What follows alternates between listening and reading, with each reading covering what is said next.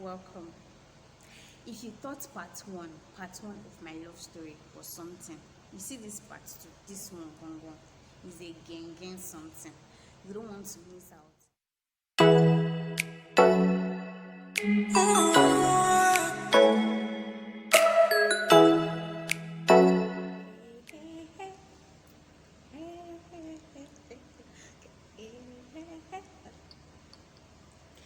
Okay, thank you for joining me once again. It's your girl Bloom Empress. I'm so grateful. Thanks for watching the first video. If you're yet to see it, you don't miss so, but you can still check. The link is, I think, this way. You can check it this way. And thanks to those who subscribe to the channel, those who left comments, those who were sharing to their friends. You guys are the real MVPs. Thank you for joining me once again. So today we're just continuing the gist. Like, I want to share the tea now, more tea. Everybody has been telling me, when are you releasing the next video? When are you releasing the next video? Oh yeah, I'm here to release the next video. So alright, without wasting much time, I stopped where this guy okay, I didn't end things well with him, and I just left to board bus to where I was coming from.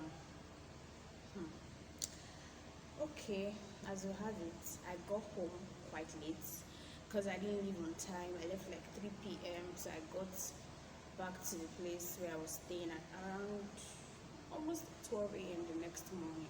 It was even a miracle I got commercial bike to take me home.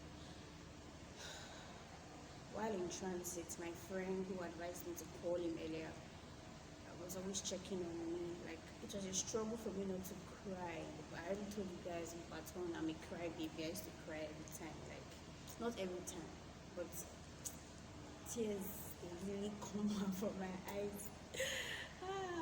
So that one was always checking on my friend, and it was just like, at least I got to do, like, I got to talk to the person, and I knew where he stood, so I shouldn't feel bad about how everything turned out. Is it that easy? I got home that night. I was really sad, like sad. It was like my heart was pulled out from my body. I was broken, but I couldn't express it to anyone. So I took a sheet of paper, and I was just pouring out my anger. Like, I was like, why did I ever meet this guy? God, why did I ever meet this guy? Why did you let us meet each other? Like, why did our paths cross? I don't want to ever have to meet with him anymore. Okay, that was what I was saying. So I took a sheet of paper and I wrote. Sorry for the interruption. Please let me say this now. Where I am, it's actually a noisy area. I don't know what I'm going to do to get rid of the noise. If it's not my neighbor putting in their noisy generators or machines, it's like, so please just bear with me. When I blow, I can move to a more a quiet environment and get a proper studio. You get, so please, I'm just starting up. Please just bear with me. All right. So like, I took a sheet of paper and I wrote that I don't want to ever have anything to do with the guy again. Like, God should just, like, I don't want to ever have to do anything with him. Like, I was writing that day was the worst day of my life. But women, we can be so emotional. Like, as I'm even reasoning it now, like, remember what I did, I'm like, babe, overreacted. Anyway, I was expressing my pain. Okay. So, but from there, I started diary. I started keeping a diary so that I could express myself the way I was feeling without talking to anybody. I don't want to go online to start ranting. I hope not everyone cares, and even if they care, like, it's not, they don't want to wash your secrets in public. Forget I'm sharing it now because I know that it's going to help someone out there. but I'm really a private person on a normal day. I want to come and be talking about my private issues online, okay? So the next day, I didn't know when I slept, and of course with tears and pain. So the next day I woke up. It was like somebody had died. That was how it felt to me. It was like I lost someone. Do you get? So like that next day, I think it was was it a Saturday? I can't even recall what day it was, but the next day, yeah, I think it was a Saturday. Yes, it was Saturday. It was a Saturday. Next, it was a Saturday. I was still upset, only for me to now see this uncle. I think that was around 10 a.m. or 11 a.m. or so, posting on his status. He went for a wedding and was enjoying himself. I was like, wait, so it's even only you that is feeling this pain. Like, uncle has moved on, he does not even care. Hey, I was like, so I didn't even mean something to this guy. It was just like, hey, I don't know if you know that feeling. Like, you were not saying, hey, God, my head was. It was like I should pull him out from his phone and drag him away. Do you get? So, well, why I was now, like, I was still sad, really. Forget that I'm smiling, I was really sad. So I got, okay, I think the Holy Spirit told me, was like, because I was wondering, why is this happening to me? Why does this happen to me? Especially in a love relationship, like, why am I always getting it right? I know I'm not the only one asking myself this question, or used to ask myself this question. Some of us out there are asking, why is it that we cannot get love right? Like, did they curse us? Like, you can't just, how we see people going up and like telling epistles, my this, my that, my rib, my chest, and they'll be so happy, or maybe pretend to be happy, but whatever. People were having good love relationships. Why couldn't my own be the same? Like, did they wash my head with some, as in stone or something? The whole thing was troubling me. So anyway, I was trying to justify my anger towards him when the Holy Spirit told me, you need to apologize. Wait. Like, apologize. What did I do? Apologize to that guy. Somebody that is dead. I didn't even care to check whether I got to where I was going safely. Somebody that couldn't even call me. Somebody that is just there enjoying himself now. He doesn't even care. He doesn't even send that I should apologize. Apologize for what? Like, what should I apologize for? Like, that was what I was asking. And Holy Spirit was like, you need to apologize to him. Like, you took offense over what he said, and you had a reason to be upset, but your action or your attitude thereafter was not justified, or is not justified here. Like, you don't have any excuse whatsoever to have been rude towards him. Like, I was like, apologize. He said, yes, you need to apologize. And I've learned not to really like argue too much with the Holy Spirit. I just decided to obey him.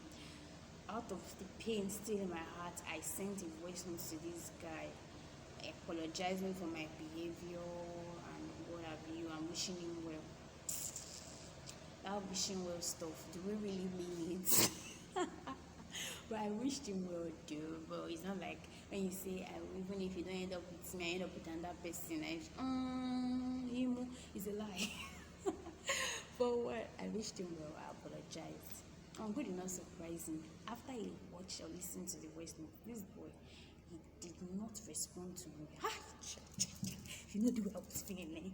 Like, what? I said, who does it even think he is? I was like, I beg Fashiko, isn't Holy Spirit that such a project? Okay. So the next day was church, right? The next day was church on Sunday. I was still really heartbroken. Forget all this, all this jagaban that I'm doing here. In church, when I went there, I was just like, okay. I think it was also a communion service, and the theme for that month was Jesus the Healer is here. So I was like, God, this is a communion service. Please heal my broken heart today. Like, I just want to get over this situation, please. There was a time like during the service. I think the pastor was ministering or saying something. I was just lost and I was in tears. I'm sure maybe if people had seen me, they would have thought the message was touching me. They don't know that it was my own emotional trauma, big problem that was just making me cry. Ah man, heartbreak is bad. It's bad. Hey God. Anyway, so and I never really seen a guy that would make me cry like this, like make me to just who them be. But this one was just different. Ah shit. That's why it was even paining me, like normal me. Well, something was always humbling man. So well, okay. Yeah. I got back home after service. To cut that part short, I said earlier he didn't respond to my voice notes. So we're just there like that. In fact, I deleted my previous chat with him. I cleared his pictures from my phone. You know, they had me. The only thing I didn't do that particular time was to delete his number. Alright, so I got home. Fast forward to about a month later. Is it a month? Sorry, what am I saying? Not a month though. That same month, in fact, that same week, after that Sunday, like, in fact, from that Sunday, I don't. It was when this thing happened to me. I believed when people used to say people used to fall sick because of love. To tell you how broken I was, I felt sick. There was a cause. I had typhoid, but it was intensified because I was emotionally like broken. I was distraught. So the thing affected me more than it would have on a normal day. Do you get it? Broke me down. I couldn't move. Not this one. Like the doctor had to come to the house to treat me there, give me drips. I was on so many drips, injections. I couldn't even do anything. Heartbreak is a bastard. It's bad. Okay, like so I was sick and it took a while before I recovered, but I lost a lot of weight. Like it affected me. That sickness, I know the emotional trauma added to it a real lot. Thereafter, about a month later, I got tired of that city I was. I wanted to forget everything. So I moved. That was when I relocated back to Lagos. Back to Lagos now. I was still thinking about this guy. Like, I couldn't get rid of him from my mind. He was occupying my thoughts, everything. Like, so one day while I was home, I went to YouTube and I searched how to get rid of someone, like forget someone completely, like permanently, like erase someone, is that the right word? Erase someone from your mind, from your life, like permanently. And then I came across a hypnotism video, seeing me watching hypnotism, like to be hypnotized so that I will forget myself. See, what I'm telling you about this thing is beyond normal relationships that you see on your normal. That's why I said it has never happened to me before, and it was strange, it was weird. But of course, I got to understand the kind of connection we had. That's why all these things were happening. Because normally, why would I be thinking about somebody like this? Like, as if they join me and the person umbilical cord together. Do you get? I watched this hypnotic video, whatever they call it. I think it was a 13 minutes video, hoping that after watching it, I've cleared this guy off my head and mind and heart and everywhere. In fact, what I did is like what I did made him or made the stuff to intensify times 1,000, in fact times 10,000. If I was thinking about it 1,000 before, like it's not times 10,000. That's how it was. Hey, Jesus Christ! In a day, I can think. If I'm not insane, in a day is too much. In an hour, this guy can flash through my mind. His thoughts can come into my mind about 20 times. I'm not exaggerating. Like that's how bad it was. It was intense. It was crazy. If I started calling people his name, I started calling his name safe from sleep sometimes. I will see in my dreams. Oh my god, dreams. That was another thing. I can dream about him 3 times in a row, non-stop. Like, can you believe? The dreams intensify, like I said earlier. Like, the fact, the thoughts, the dreams, everything intensified. I used to think about him a lot. Dreams now, I could dream about him like 4 times in a week out of 7 days. And in these dreams, it was like explaining what was happening to us real life, like physically. In a dream, we'll be together. Most of the dreams will be together, not together. We'll be in the same place, location.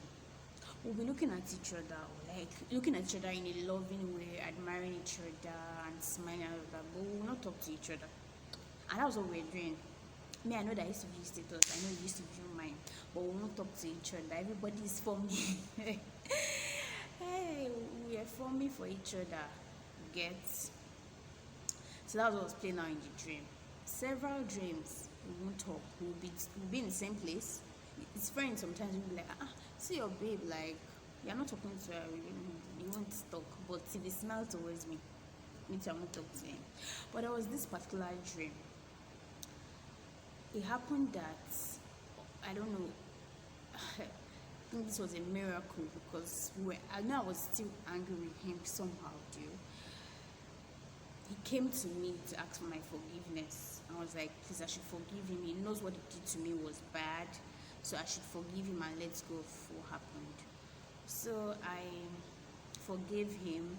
Then he gave me a task to do for him, like he was trying to recover something he had lost. So if I could help him recover it, thereabout. Anyway, when we were quite done, I escorted him to his car, like where he parked his car before he could leave. And I went back home, but later came out in the evening. As I came out in the evening to get something across the road, there was an old man that was sitting across where he parked, opposite where he parked his car earlier. The old man beckoned to me, that has told me to come, and was like, who is the young man that parked his car there earlier that you were with, like that was with you? I was like, young man. I was like, my friend. I was like, The old man said, that young man is in love with you, but something is holding him back, like from expressing himself. I was like, he love with me. I was wondering what was the old man's business and what does he know. He was like, before he left, he entered his car, placed his head on his steering and was crying. I was shocked. So he was like, the guy is in love with you, yes, but something is holding him back from expressing his love to you and committing to you. Then he said he was crying before he left. I was like, oh, wow. While he was talking, I woke up. That was when the dream ended. So when I woke up, I prayed, but I couldn't really understand. But of course, it looked like the way he had been behaving. This was somebody that told me, I'm in love with you. So you're in love with me. You are not in a relationship with any other person. What is now holding you back now? As in, do you get? So it was obvious that dream was telling me something, but me, I didn't really take it towards in prayer way, like prayer line that time. Now fast forward to this. Okay, no. So thereafter, I wanted to cut the story short for you guys. Okay, that same month here, but the end of the month, I decided to fast and pray.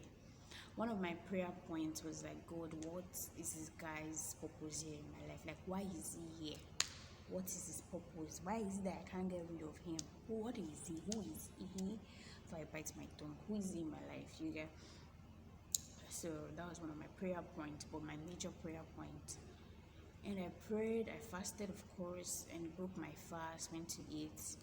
Thereafter, like 30 minutes after I broke my fast, I came back to my dad's office. Like, I just came to my dad's office, and I went to his bookshelves and saw stack of Bibles, that's Bible versions, and one of them caught my attention. That's the Message Bible. I don't have it here. I'll show you guys. The one I have is pink in color. Yeah, so it caught my attention. The color, the print is different from normal King James and the rest. Right? So I was like, wow. I think I'm like is this not this Bible I saw my mom one time? So I was like, let me even see the Bible. I picked it up and I now went to sit on a chair in the office just to like glance through and admire the pages of the Bible. I casually opened the place and I wanted to close it back because I was not intending to. I didn't intend to read a Bible passage. I just took the Bible to admire the Bible. But as I wanted to close the Bible back, the Holy Spirit was like, "Don't read that place." So I opened it well, only to see Songs of Solomon, Songs of Songs. Songs of Solomon. I read almost. I couldn't scream because I was in my dad's office. What I saw. Do you know what I saw? Guys, God. Tap the icon on the screen to watch the continuation. You need to know what happened, what I saw, where the story is leading to. Don't miss out.